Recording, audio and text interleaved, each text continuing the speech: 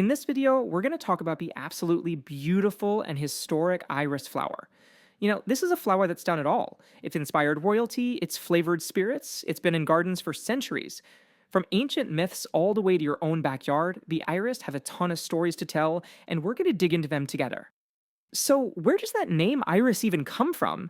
Well, it's named after Iris, the Greek goddess of the rainbow. She was also a messenger to the gods, which is pretty cool. And honestly, it's the perfect name, right? This flower comes in just about every color you can imagine, and for ages, it's been a symbol of royalty and wisdom. Alright, so here's our game plan. First, we'll dive into its amazing history. Then, we'll get up close and personal with the flower's unique anatomy. After that, we're getting our hands dirty with a guide on how to grow them. We'll talk about what to watch out for, and we'll finish things off with some really cool facts. Okay, let's kick things off with the incredible history of the iris. You see, this isn't just another pretty flower. For centuries, it's carried some really deep meanings in different cultures. We're talking royalty, wisdom, faith, and hope. It's a big deal. And get this, here's probably its most famous connection.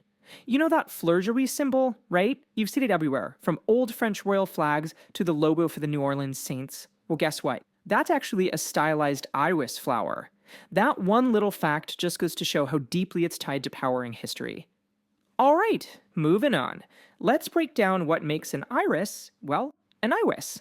Once you understand its unique structure, you'll really appreciate why it's so striking. So every single iris has this really distinct look. It's got 3 petals that stand straight up, those are called the standards, and then 3 petals that hang down, which are called the falls.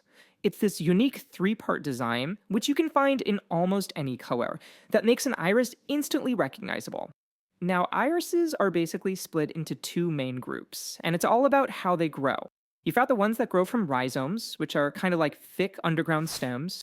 Their flowers are gorgeous, but don't last long, maybe just a day in a vase. Then you have the ones that grow from bulbs. These guys tend to last a bit longer, maybe 3 to 5 days once you cut them. And this flower is a real survivor. It's incredibly adaptable. There are over 300 species. You can find them on pretty much every continent, going in all sorts of climates, from cold mountains to hot deserts. And their size? It's all over the place.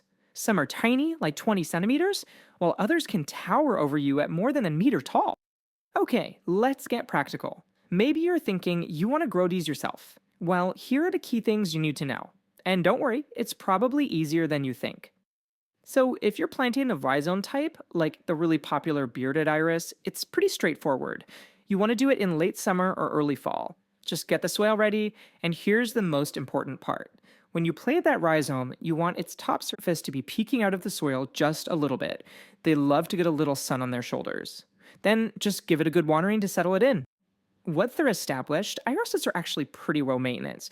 You just need to remember 4 key things. 1. They need lots of sun. 2. The soil has to drain well so they don't rot. 3. Let the soil dry out a bit between waterings. And 4. Use a low nitrogen fertilizer. That'll give you more flowers and fewer leaves. The whole life cycle of an iris is really tied to the seasons.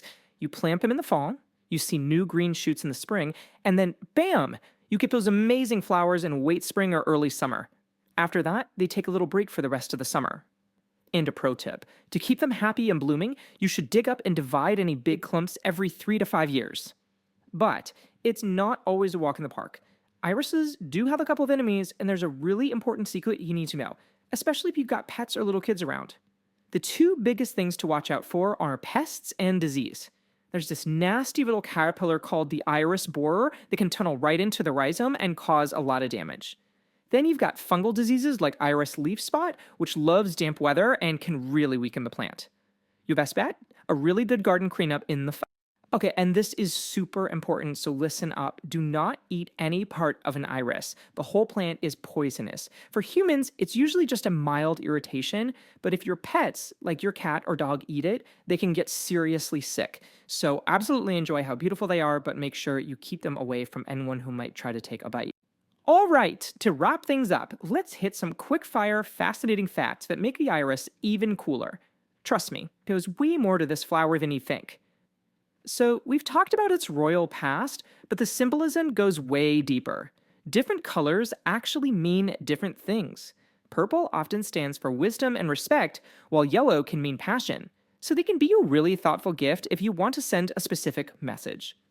And remember that number from earlier? Yeah, there are over 300 species in total, but more than 200 of them fit into those two main groups we talked about, the rhizome ones and the bulb ones. That's just a huge, incredibly diverse family of flowers. Here's something you probably didn't know. The iris has a secret life in perfumes and even gin. The root of some types, called orris root, has this amazing violet-like smell. It's used to flavor gin, and in perfumes, it helps the scent last way longer. How cool is that? It doesn't just smell good on its own, it helps other things smell good too. So, from its royal history and that whole fleur-de-lis connection, to the fact that it's poisonous, and even its use in gin, the iris is clearly a flower with a lot going on. After hearing all this, I have to ask, what was the most surprising thing you learned today? Alright, that is it for this video, everyone. Thank you for watching. Please make sure you're subscribed to our YouTube channel, and I'll see you in the next video.